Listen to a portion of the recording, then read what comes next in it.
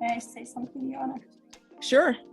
I just don't want you to think like I'm using my daughter. That's not what it is. I was employed. I haven't been employed since last year, and I haven't found a job.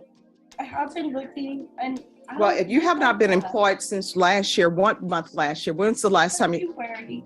February. Yes, ma'am. So that means that you were not employed March, April, May, June, July, August, September, October, November, December. You have not been working for 10 months. So you've been living off your daughter for 10 months, and I'm not going to continue to allow it. You're getting a job. It never fails. She broke out with this crying, trying to manipulate the judge. And let's just say the judge wasn't having it. Take a second to make sure that you're subscribed to the channel. Click the notification bell for all updates. Won't waste any time. Let's go ahead and jump into it. All right, who's here on Tracy Gomez?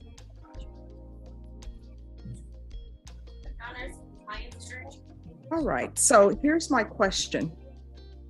And this was my concern. How are you financially supporting yourself? I get Social Security for my daughter. Well, I mean, that's support for her specifically. That's not supposed to be for you using. It covers, like, because we get Section 8 and we get food stamps, and that's how I've been living from her for the past 8 years, because she was going to be 9.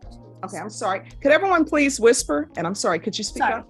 And she's going to be 9. So I've been a full-time parent since then. I have little jobs here and there, but it's been difficult. And sometimes I can't hold them. I have too many appointments for her. What appointments do you have for her? Well, what appointments do you have for her? For her, we're supposed to be back on PT, OT. We have physical therapy. I'm supposed to give her a behavioral. I haven't done it because it's just so much. And then plus I've been feeling sick myself when we came last time. I had the mask on my neck still. And I'm supposed to see a doctor coming up this February. And as you can see, she wasted no time pouring out all the excuses. She's sick, her daughter is special needs, her daughter is getting an SSI check, she's not working at all. And you notice she called herself a full-time parent. What's up with these baby mamas trying to be categorized as stay-at-home moms or full-time moms? Ma'am, you're an unemployed baby mama living off the government. That's what you are. When is she going to school? She does go to school. She's a full-time mom, but her daughter goes to school every day. Right. All right, so why don't you have a job while she's at school? Because if she gets sick, and especially during this COVID time, I lost a job because of that. I had a job last year and I lost it because we had to stay home for 14 days. She has a real immune system. She's Down syndrome. So well, here's the thing. I understand your issues. I understand the situation. I understand that you want to care for your daughter, but I also understand that your sole source of support financially is not supposed to be your daughter's Social Security. You're going to have to get a job. And if you get a job and you lose a job, then you get the job and you lose the job for your daughter. But you need to start working because you're living off of your daughter's income. That's not right. That's what a lot of them are doing. We've gone over so many of these cases where the moms, they're using child support, government assistance to raise their kids, but then they try to make it seem like they did it all alone. When really, the only reason why you're getting food stamps is because of your kids. The only way you qualify for Section 8, it was because of your kids. For women like this, the only thing they have comes from their kids and not from their own work. And that's not intentional either, Your Honor. Well, I mean, you're going to have to correct that. You're going to have to get a job.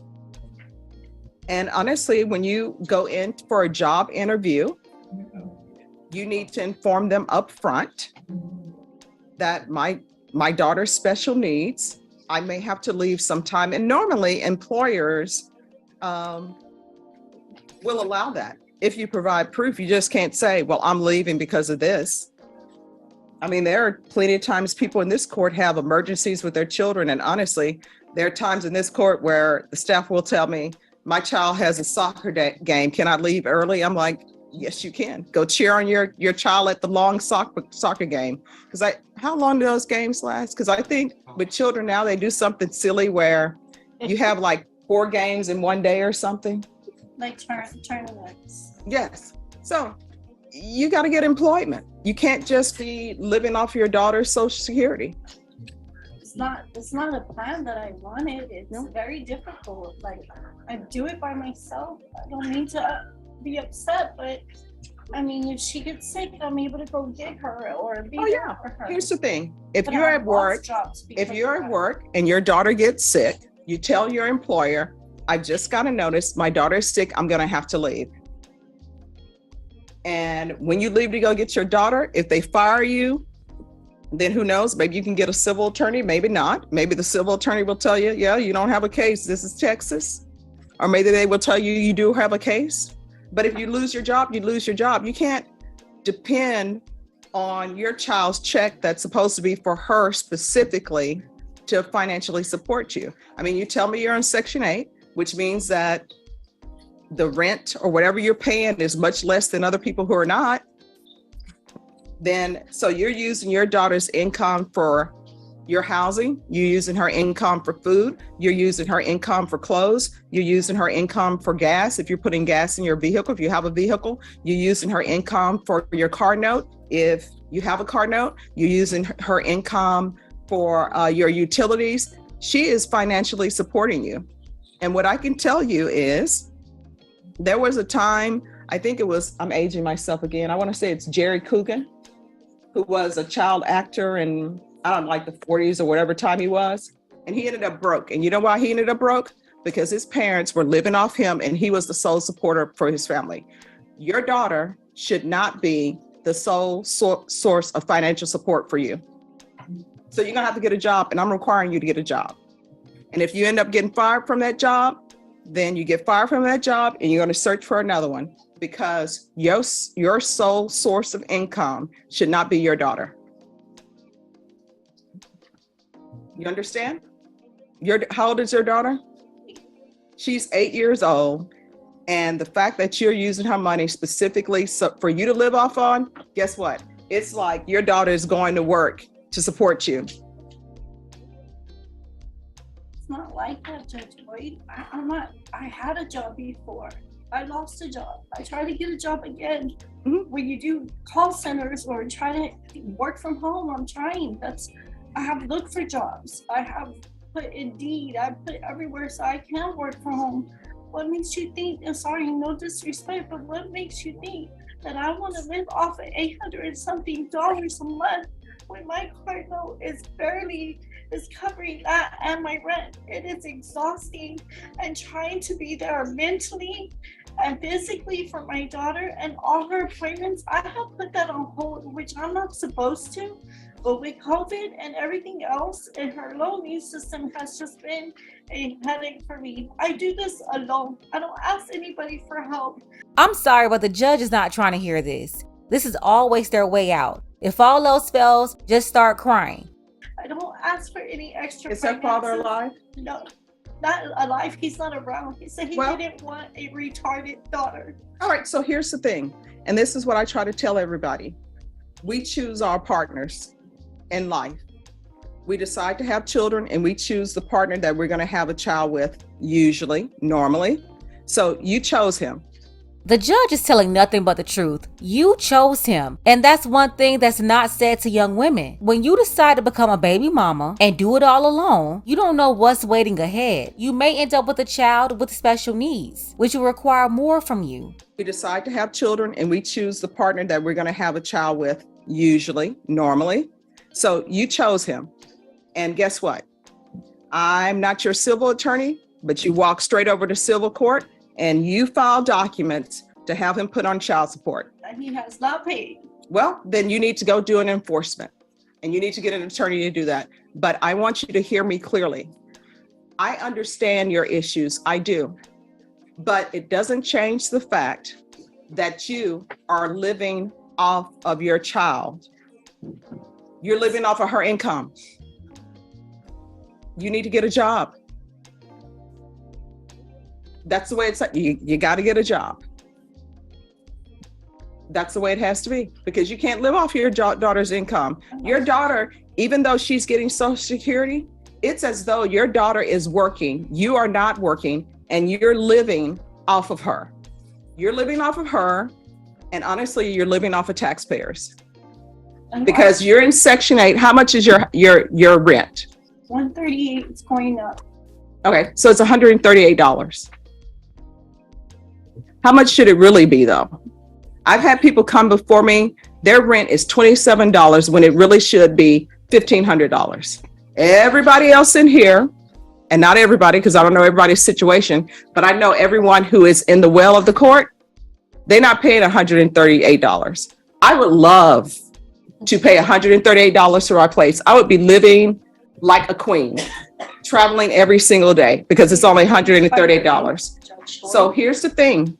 You have got to get a job. End of story. You can't live off your child. And if there's a call center you can work for, then work for it. If you can work at McDonald's, then work at McDonald's. But I am not going to allow you to live off your daughter. And you're here for a driving while intoxicated case that was reduced to a misdemeanor. So the fact that you had alcohol, guess what? Your daughter paid for you to have alcohol. And I know your daughter's not drinking. So you took part of her Social Security money to pay for alcohol. I didn't pay to use alcohol. Did somebody buy you that drink? Yes, ma'am. It was my birthday time. Who bought you the drink? My friend Val. One, I don't believe her, but even if she's telling the truth, this is not her first time getting in trouble. She was caught driving under the influence before, and even in this case, she's just getting probation because they dropped it down to a lesser charge. This should have been her second DUI. All right, so you're out drinking, enjoying your life. And was your daughter with you when you were drinking? Yes, ma'am. This is dinner. So there we are. But you're going to get a job. Everybody in here is required to have employment. You cannot continue to live off your daughter. And you need to stay in touch with probation because I'm not even asking you to pay your fees. And it shows here that you have a net income of $540. That means that something needs to be cut out. I don't know if it's the cable TV. I don't know if you have cable, but you need to get a job. End of story. It's my car. All right, you need to get a job. All right. So she's going to be required to get employment. And when is my probation end? You're going to get employment. And here's the thing. If your probation needs to be extended, it will be, but you're getting employment before you leave this court. Part of completing probation successfully is having employment. Now, if you don't want to be on probation, if you want to, you can find someone who you trust to take care of your daughter, and we can send you to the Bexar County Jail, and you can do your time at the jail. But you will have employment in this court. Otherwise, a motion to revoke is going to be filed, and you could potentially be at the Bexar County Jail for 180 days. It's completely up to you, but I require everyone to have employment. You're going to jail. You're going to jail. And again, she's not to have employment as a home health care provider or with minors. And I'm going to want an update on her employment.